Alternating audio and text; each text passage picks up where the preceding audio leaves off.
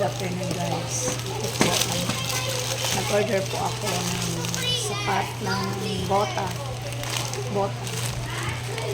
para sa anak ko sa bota pagpapasok ng school sa BUTC campus. Pero tingnan niyo po kung ano ang pinadala sa akin guys. Yan, nakakalungkot naman.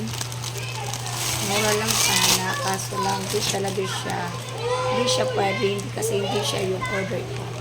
Bota ang order ko, bota. Hindi po ganitong sandal na napakahaba na nasa size 38 to size 40. So mali po siya. Hindi po ito, dapat ito ay i-return. So yun po ang mga problema na request for refund lang naman ako, pero marami pang isi-set up. So, Shopee, please check this.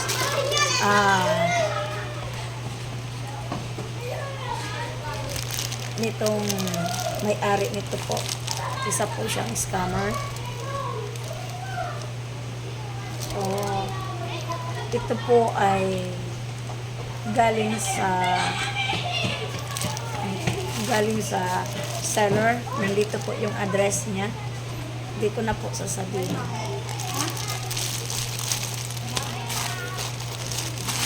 So guys, malungkot na naman malungkot yung hapon ko kasi eto po yung nangyari. So, excited pa naman ako na makita ko yung order ko kung tama, kasi may tiwala naman ako sa Shopee.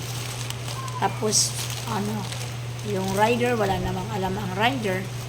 Kung baga, may kasalanan nito ay yung seller. So, Shopee, please check. Ihahatid po namin ito kung saan ito dapat ihatid na logistic. So, para po ay ma-refund po sa akin yung bayad nito. So, that's all guys. Thank you.